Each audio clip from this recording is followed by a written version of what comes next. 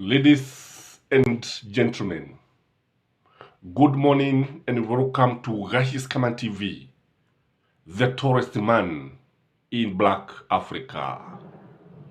When Raila Amolo Odinga sneaked into Nairobi hospital wearing a doctor's lab coat, many people did not realize what was at stake.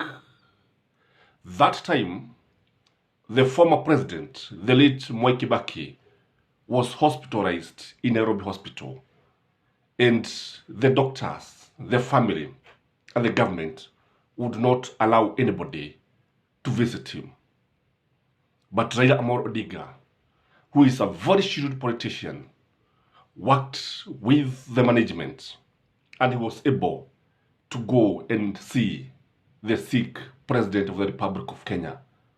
And before the government knew it, Raila Amolo Odinga was standing besides the sick Mwai Kibaki. When he sneaked out of the country, when Arap Moi wanted to arrest him and take him to detention, the man from the lake sneaked out of the country wearing a women dress. Kusema ukweli, ilifika mahali ambapo, I think, well, again in Uganda, he sneaked like a Muslim who was going to Mecca. That is Raila Amolo Odinga for you. So, but today, the country is confronted with a very different scenario. Not like that of Mwai Kibaki, nor of that of Arap Moi. But if you have been very keen on the current president of the Republic of Kenya, Ruto, you realize that his good self is gone. You realize that the man who was campaigning during the 2022 general election is not the man who is leading this nation. Look at him and you realize a number of things, a number of changes. You know, the president is the property of the Republic of Kenya. And anybody who holds that office, people must keep a keen interest of what is happening. If you look at Ruto, one thing is very clear, that the youthful nature is gone. You know, when he was campaigning, he would talk like a youth. The body was very youthful, but the man is aging very fast. Today, if you meet Ruto and you compare to Ruto of the yesteryears, the youthful William is gone. And this is natural, if you ask me, though there could be other factors. Again, when you look at him yesterday, I was watching him in Kisii, and I realized that the energy is also gone. The man doesn't have the energy, the burning energy that was in him. It is gone, and we don't know what is happening. But for sure, he doesn't have a lot of energy like the one he used to have when he was campaigning. Look at him again. You realize the tone is also gone. The tone of his voice, an assuring tone, a tone that would assure the voters that he's the right candidate, a tone that would rally people together. It is no longer gone. If you listen to his voice, in fact, there was a time I asked myself many questions. And when I listened to William talking, he was very down. The voice was very, very down, especially after the mass action. In fact, the voice was not even coming out very clearly. Sauti ni kama ya mtu amechoka sana baada ya kukwea mlima. Na sio mlima Kenya. Mlima tuseme kama vile Everest. Baada ya kukwea mlima, inaweza kuwa vigumu sana kuongea na sauti huenda ikaathirika. The voice was so down. And in fact, the sound was not coming out very clearly. Just like, when somebody, there are so many things that affect somebody's language. And one of them is the health of that person. And again, when you look at the mood of the president is not very happy. He's not a happy man. It's not the smiling William that you used to see. It's not Ruto, who was charming. It is not Ruto, who would actually crack jokes and the crowd would break into laughter. We are seeing a different William. His spirit is down. It's like, when you look at him, I can describe his spirit as yielding spirit. When you look at William, again, the charm is gone. When you look at the way he's walking, the speed is gone. He's moving not very slowly, but very different. And I would like to pose a number of questions. What could be happening to William? What has happened just a few months after the elections? What many people don't know is that the reason why Raila sneaked into the Nairobi hospital is not that he wanted to outwit the doctors. There was a feeling that Kibaki would not survive. There was a feeling. And this is what triggered power struggle between LDP and Mwai Kibaki's party of NAK.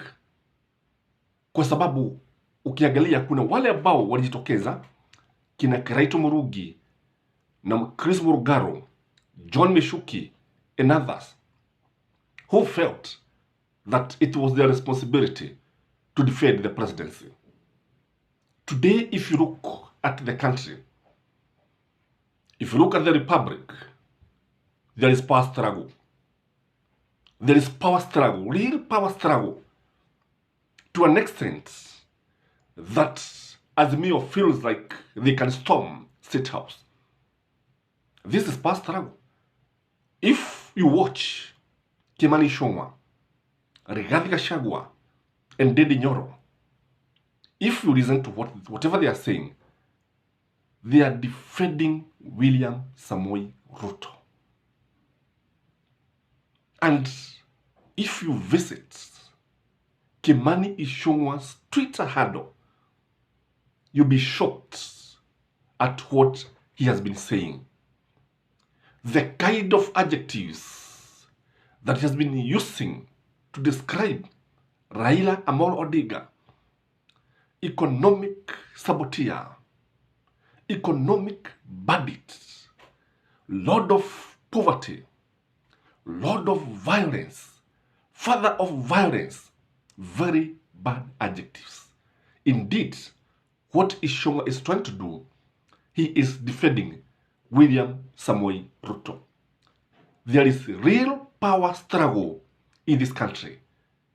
And when you look at this, then we ask ourselves many questions. What is happening to the president? And the following maybe could have caused William to completely change, because he has changed. Though I have also opined in this channel that change is the only constant thing. All other things change. You and me change. Nyumba hubadilika na kuwa na kubomoka. Miti hukauka. Mvua huisha. Lakini mabadiliko ndicho kitu ambacho kinadumu milele na milele. Mabadiliko ndio kitu cha pekee ambacho kitabaki duniani. Na ndicho kitu ambacho kimekuwa tangu enzi za zamani. The first thing in my view is that maybe Raila's mass action could be affecting William Samoei Ruto. Raila is no joke. Again, when you look at Raila Amolo Odinga, his energy is on another level. This is not Raila that you used to see during the campaign. The man looks younger and more energetic. And the mass action could be giving William Samoei Ruto sleepless nights. And if you don't sleep for 8 hours, kama huwezi kupata masaa manane ya kulala, bila shaka, it will take a toll on your good self. It will take a toll on your health. So mass action could be affecting William. The second thing that could be affecting William is health. We are human beings and we can fall sick. I remember very well, there was a time William and Moses Kuria visited a foreign country. Maybe you can remind me the country.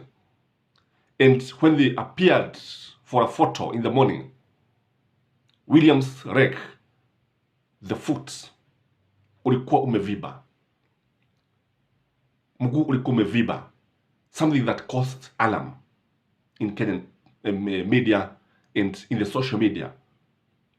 Na ule mguu, kule kufura kwa mguu, weda kukawa na sababu. Unajua mguu huwezi ukafura bila sababu. Maybe some people could talk of jet lag, because he had traveled from, I don't know whether 2 different countries in a day, and this could have affected him. However, kuna sababu nyingi ambazo zinaweza kufanya miguu ifure. If you're a doctor and you're on this channel, maybe you can explain to our viewers one cause of such a situation. The second reason why William has completely changed, maybe it's because of fatigue. Fatigue causes excessive tiredness to the body. When you look at William, it is said that there are times he holds as many as 8 meetings in a day. You can imagine, 8 meetings in a day. And here, you can agree with me that the man must be very much exhausted. And the man needs to rest, because the solution of the fatigue is to rest and maybe do some exercises. The other thing that could be affecting the president is the burden of the promise. You know, one thing, if you watch William Samoei Ruto, because me, I watch every word that a politician says. I listen to every word. I look at their moods. I listen to the tone of their voice. If you listen to what William normally talks about, most of his language is about promise.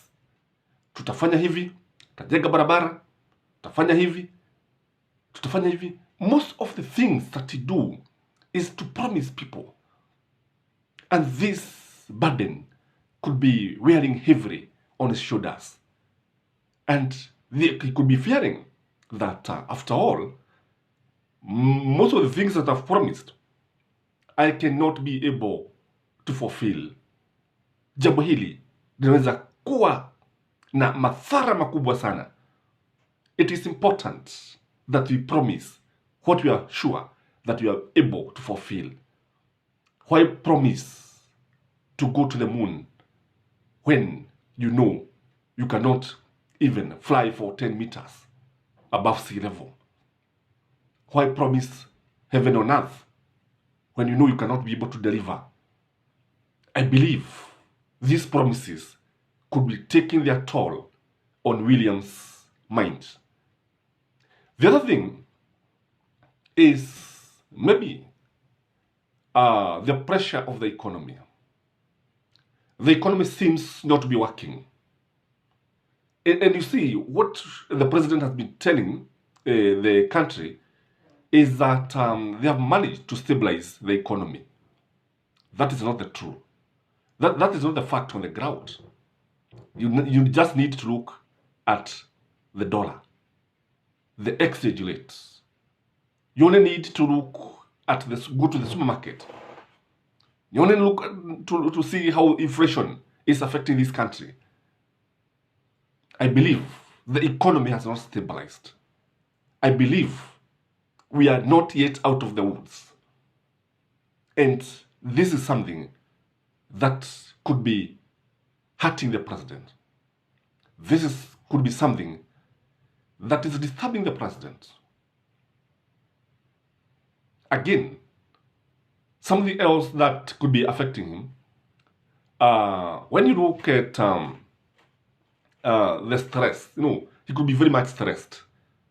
Stressed by the Bretton Woods institution.